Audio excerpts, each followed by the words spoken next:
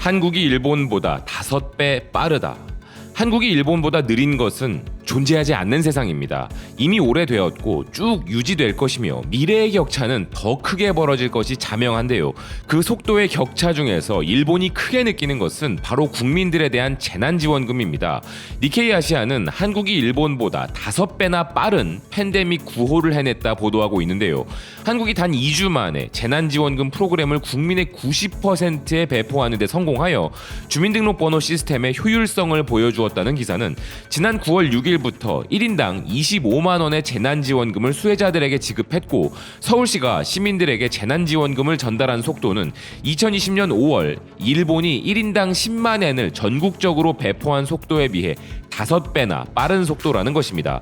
또한 한국의 인터넷 인프라는 정부의 팬데믹 통제 조치에도 효과적임이 입증되었으며 질병관리본부, 경찰, 신용금융협회, 이동통신사, 신용카드사 등을 연결해 확진자와 접촉자 추적에 걸리는 시간을 기존 하루에서 10분 이내로 단축해버렸고 팬데믹 초기에는 마스크를 구매하는 사람들을 모니터링하여 단 3일 만에 마스크 사재기 방지 시스템을 구축한 바도 있었다면서 놀라워하고 있는데요.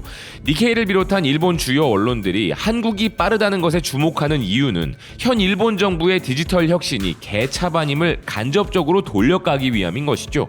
워싱턴 포스트의 기사 역시도 얼마나 일본의 현실을 잘 까고 있는지를 보면 일본 언론들의 돌려까기가 왜 나오는지를 여실히 느낄 수 있는 부분입니다. 기사 내용을 보자면 일본은 진짜 말 그대로 코미디 국가인데요. 미국 워싱턴 포스트는 조직 범죄 그룹의 일원이라 주장하는 어떤 남성이 예방접종 현장을 대학살을 통한 피바다로 만들겠다는 협박을 하는 사건이 있었는데 재미있는 것은 이 협박이 매우 일본적인 방식인 팩스로 들어왔다는 것이라 전하고 있습니다. 다른 방법으로 협박을 하면 아마 전달이 안 될까봐 협박조차 팩스로 한 것이냐 하는 것인데요. 공무원들을 팩스에서 떼어놓으려는 반복적인 시도에도 불구하고 일본은 이모티콘을 발명한 나라에 어울리지 않게 아직도 이런 기술적 유물에 의존하고 있다며 일본의 답답한 현실을 기사는 꼬집고 있습니다. 그러면서 기사는 워싱턴 포스트의 젊은 독자들이 팩스가 뭔지 잘 모를 수도 있기에 팩스란 전화선을 이용하여 용지 내용을 스캔하여 메시지를 전송하는 기계라고 친절히 설명을 할 정도로 팩스를 애용하는 일본의 기술 후진성을 꼬집고 있는데요. 싱가포르의 스트레이트 타임즈 또한 팩스는 이상한 기술 환상의 유물이라며 일본의 기술 민족주의와 이 20세기 사무기기의 지속성 사이의 연결고리라는 제목으로 일본이 왜 후진스러운지 그리고 아직도 왜 그들은 과거의 영광에 집착하느라 그들 스스로가 퇴보하고 있다는 것을 인식 못하는지를 설명하고 있습니다. 이렇게 외신들이 팩트를 기반으로 한 일본의 후진성을 고발해대고 있는 정도이니 일본 언론들이 이를 모를 리 없고 그들이 선택한 일본의 후진성 비난의 방법이 바로 디지털 정부 수준에서 전 세계 1, 2위라 불리는 이웃국가 대한민국과 일본을 비교하는 것인데요. 자, 그렇다면 이런 한일 간의 디지털 격차가 어떤 상황을 초래했는지도 살펴볼 필요가 있겠죠. 일본의 저명한 와세다 대학의 금융학과 교수 노구치 유키오는 디지털 전문 매체 핀테크 저널을 통한 칼럼에서 왜 일본은 한국에 추월당한 것인가 라며 그것은 바로 일본의 디지털화의 지연이 초래한 것이라는 자신의 의견을 밝혔는데요. 한국보다 늦은 일본의 디지털화 지연은 일본의 생산성 부진을 야기시킨다는 필자는 이메일로 보내면 되는 것을 굳이 팩스로 보내야 하고 재택근무를 하다가도 도장을 찍기 위해 출근을 해야만 하는 일이 횡행하는 사회에서는 당연히 생산성이 높아질 수 없는 것 아니냐며 이런 일본의 수준과 한국의 디지털 수준과의 큰 격차가 실제 한국과 일본의 구매력 평가를 비롯 GDP에서도 한국이 일본을 앞지른 결과를 초래했다는 것입니다. 아울러 한국의 높은 GDP 성장률은 앞으로도 변함없이 일본과 그 격차를 벌릴 가능성이 높다며 현실적인 이야기를 하고 있는 필자인데요. 한미일 간의 성장률을 비교해보면 미국과 한국은 거의 일정한 성장률을 계속 이룬 반면 일본만 정체가 된 시점이 바로 IT 혁신에 의해 인터넷이 보급되기 시작한 시점과 일치한다면서 일본은 IT 혁명에 전혀 대응하지 못한 것이 매우 큰 부분이었다고 지적했습니다. 일본은 구시대적 기술 민족주의, 즉 일본 기술이 세계 최고라는 과거의 영광에 젖어 현 시점에 기술 혁신 시대에 걸맞지 않은 후진국이 되어버렸다는 것일 텐데요. 필자는 다이아몬드 온라인을 통한 다른 칼럼에서도 한일 간의 격차가 얼마나 심각한지를 꼬집은 바 있습니다.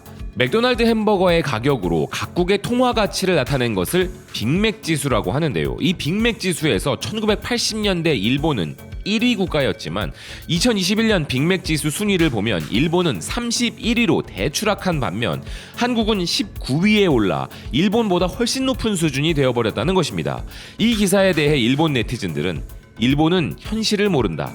한국 입장에서는 일본이 싸졌다고 느낄 것이다. 일본은 선진국이라고 하지만 가난한 나라다라는 등으로 일본의 현실에 대한 체념을 하고 있는 상황인데요. 이렇게 점차 한일 간의 현실을 파악하고 있는 일본 내의 지식인들도 늘어나고 있는 상황입니다. 일본의 머니보이스는 팬데믹 후 경제 회복에서 일본이 선진국들 중 가장 늦을 것이라 평가한 반면 다이토 분카대학의 교소고한 유이치는 이미 지난 8월에 겐다이 비즈니스를 통해 한국 경제는 일본에 앞서 이미 평소의 모습을 되찾아가고 있는 이유를 이야기했는데요.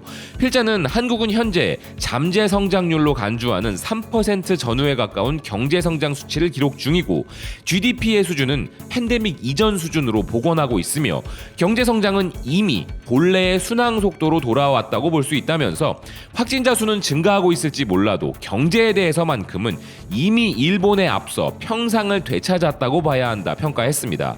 이렇게 일본이 대한민국에게 추월을 당한 가장 근본적인 이유가 과거의 영광에 젖어 있는 일본이라는 점은 여러분들도 느끼고 계실 텐데요. 그 부분이 이제는 일본이라는 국가의 멸망을 가지고 올 정도로 심각해지고 있습니다.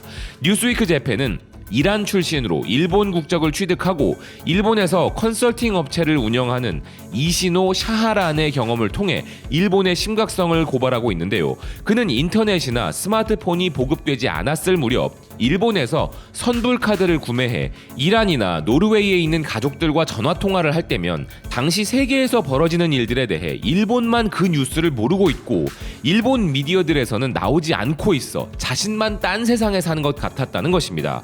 그 무렵부터 이미 일본은 심각했다는 것이죠. 현재는 무료 통화 앱에도 뉴스피드가 뜨고 그룹을 만들어 전 세계 정보를 교환할 수 있으며 영어는 물론 자신의 모국어인 페르시아어로도 뉴스를 들을 수 있는 세상임에도 일본 뉴스는 느릴 뿐 아니라 해외 정세에 있어 왜소해지고 있는 느낌이 들 정도이며 최근에도 대표적인 케이스로 아프가니스탄 사태를 대부분의 나라들의 뉴스는 실시간으로 보도하는데 일본 매체에서는 전혀 다루지 않고 있는 것을 목격했다는 것인데요. 그리고 그가 더 어처구니가 없는 것은 CNN의 아프가니스탄 보도를 보다가 일본 TV 채널로 전환하면 귀여운 애완견 동영상 같은 것만 넘쳐나니 이 격차가 너무 심하고 이런 점을 미뤄볼 때 일본은 세계와 분리된 다른 세상에 존재하고 있는 것 같다는 것입니다.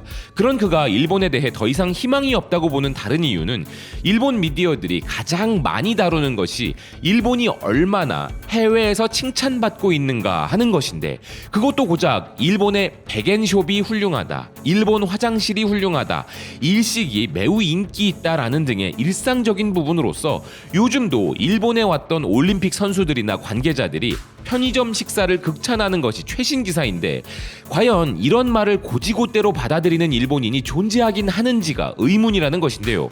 즉 일본인들은 세계가 어떻게 돌아가는지, 일본은 지금 어떤 역할을 해야 하는지에 대해 눈과 귀가 다 가려진 채 국내만 바라보는 내향화의 심각성에 빠져 있다는 것이죠. 그는 일본인의 세계관이 너무 작아져 지적 호기심의 수준도 떨어진 것 아닌가 하는 암담함을 느끼는데 이런 말을 하면 반드시 일본이 소중하다는 것이 무엇이 나쁜가 하는 사람이 나오겠지만 전 세계는 이제 다 연결되어 있기에 자국만 알면 된다는 시대는 오래전에 끝났음에도 일본은 아직도 이 내향화에 깊이 빠져 있다는 것입니다. 그리고 이런 부분이 일본을 망칠지도 모른다 주장하고 있는데요. 일본 언론들이나 여론을 보다 보면 정말 믿기 힘들 정도로 소식에 느리고 둔감하며 상식적인 판단을 하지 못하는 놀라운 경우들을 접하게 되는데요.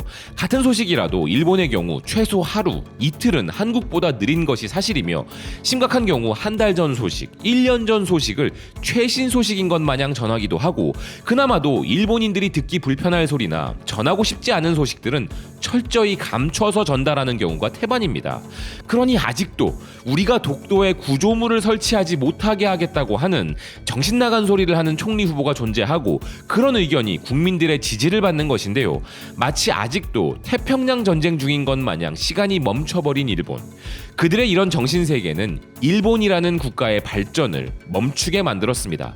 지금보다 조금만 더 시간이 흐르면 한일 간의 격차가 얼마나 더 커질지 궁금해지는 부분입니다. 시청해주셔서 고맙습니다. 또 뵙겠습니다.